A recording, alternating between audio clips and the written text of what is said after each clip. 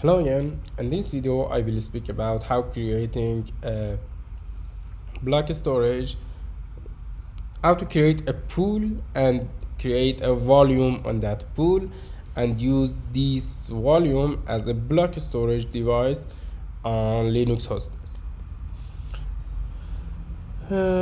Before creating the pool, let's see what do we have in our Ceph cluster. As you can see here on my dashboard, this is my Ceph cluster.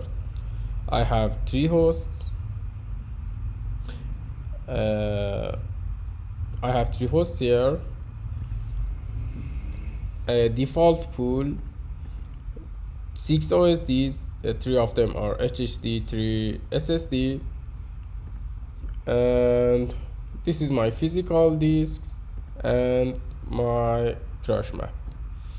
I have my graph on a dashboard here. I don't have any read and write traffic to my cluster.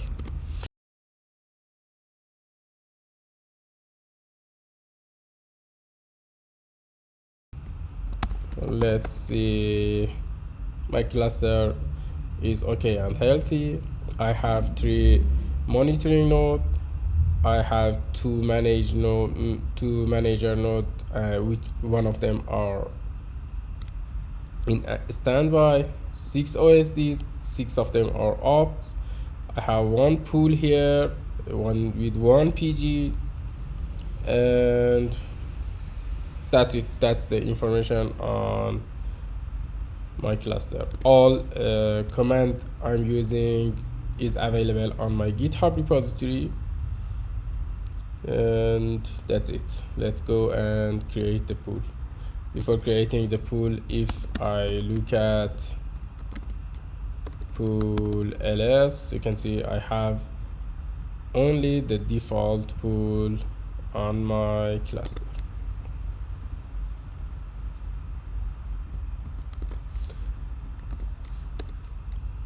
If I create test pool and look at the details,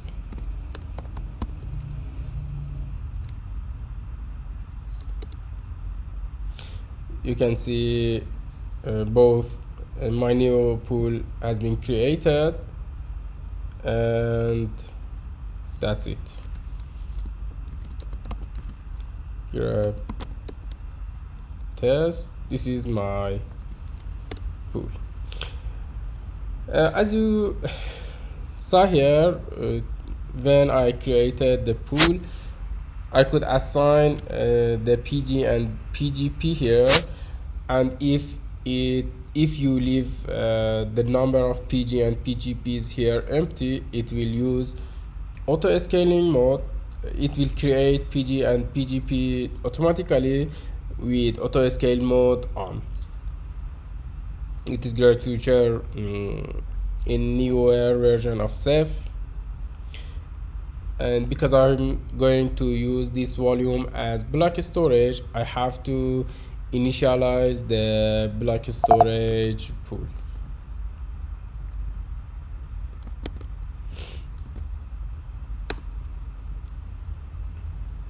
After initializing the pool, if I look at the pool information, you can see it is a RDB application, and I can use it as a block device. So far, we have created the test pool, and it's time to create the test volume and mount this volume as block storage device on Linux hosts.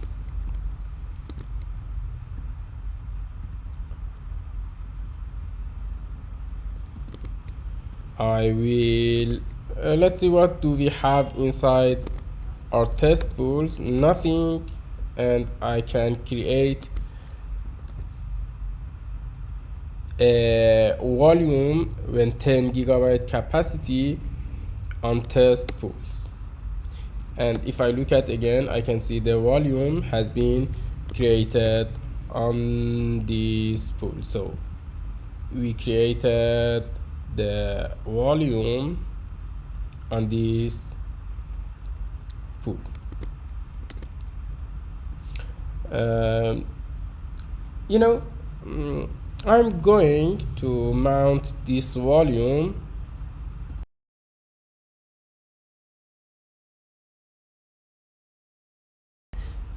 this client required an authentication method and use a key to use this volume.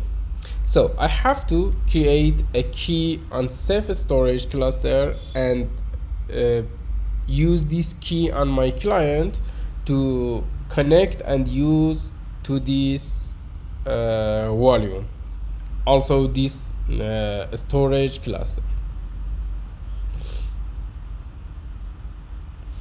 I will create a authentication called client.test with read aloud to monitoring and read write execute to OSDs and pool called test pool.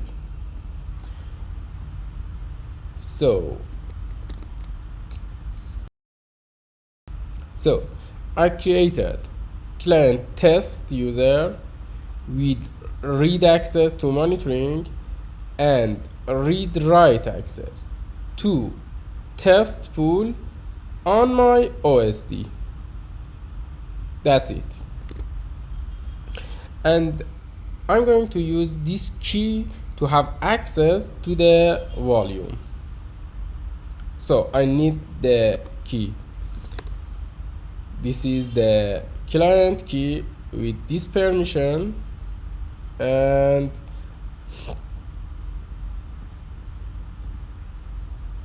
this client is trying to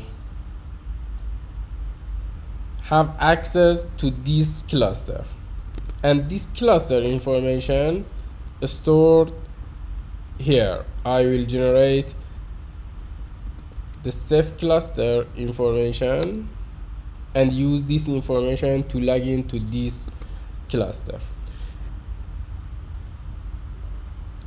Also, it's required to have Ceph client or Ceph command to log into this cluster and use this block storage devices. So I have to install specified version. I'm using Squid here, and I will use this client.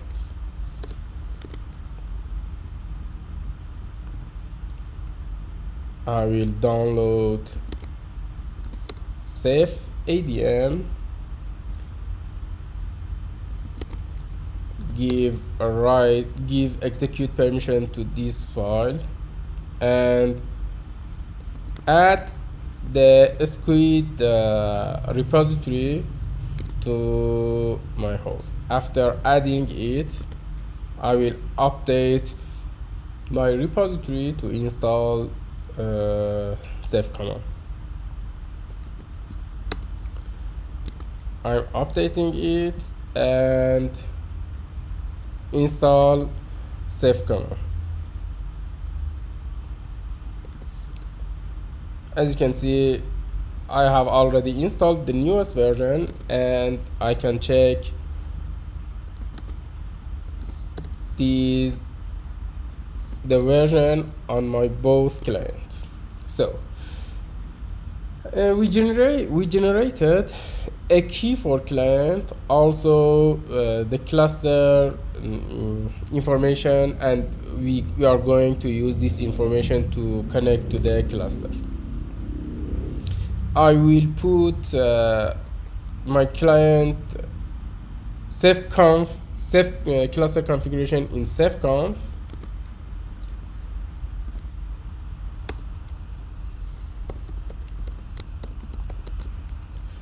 As you can see here, my information already is in file, but I have to use a new client because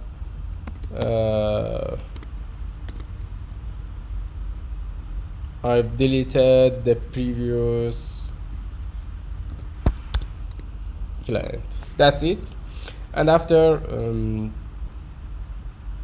let's check together my other clients.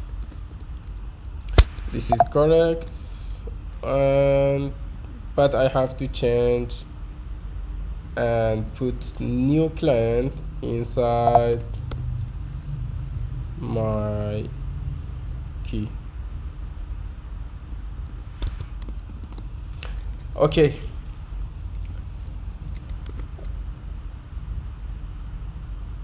I use the key and my cluster. I have to load the RDB module. I think it is loaded on both clients, and test the connection to my cluster. It has access to the volume, and other client already has access to this volume. Okay, let's go and test it. You know, here let's in my MNT I have a file called local file.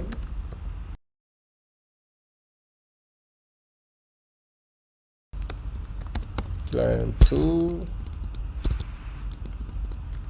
Okay, let's go and mount on my client 1.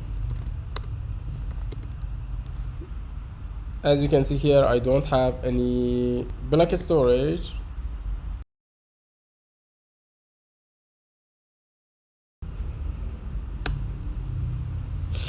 If I map and look at my class, you can see I have my new block storage on my devices, and I have to create a file system on these.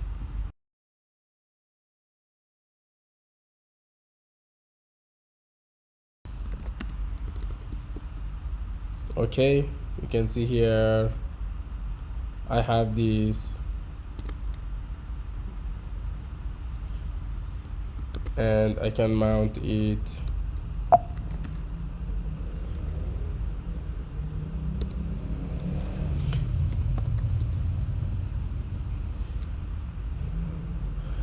on MNT. And if I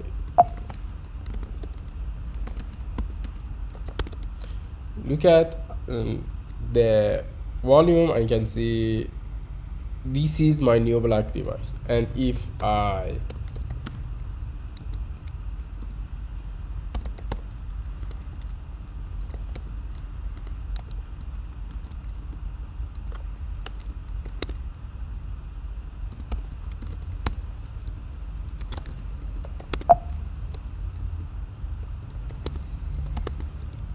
you can see here I have created a file on my client 1, and now my client has access to this volume and created a file here inside my volume called Ceph file, and a line inside it client 1 line 1. I will unmount from the client 1 and mount it to client 2 and look at inside the file from my client 2.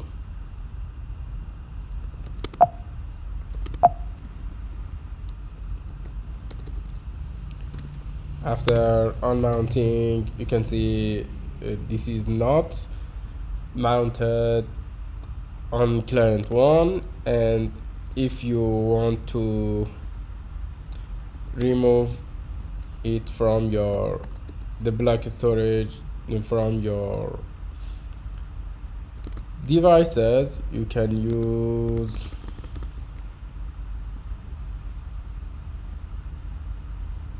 RDB on map.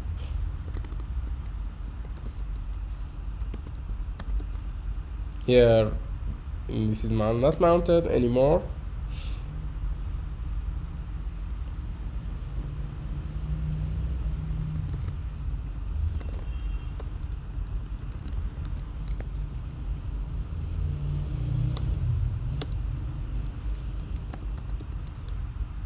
it is accessible from client 2.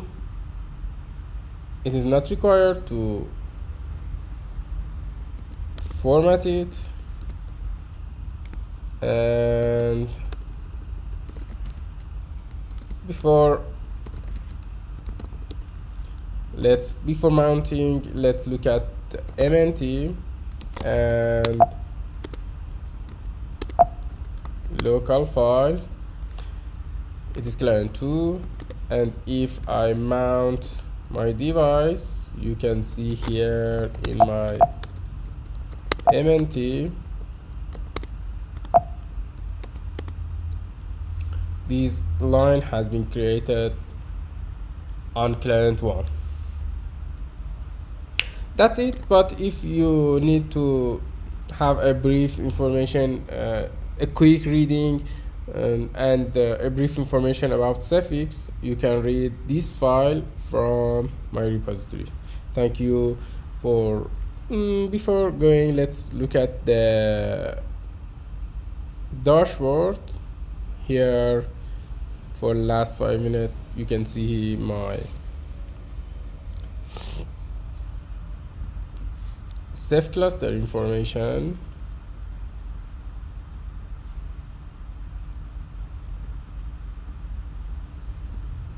This is the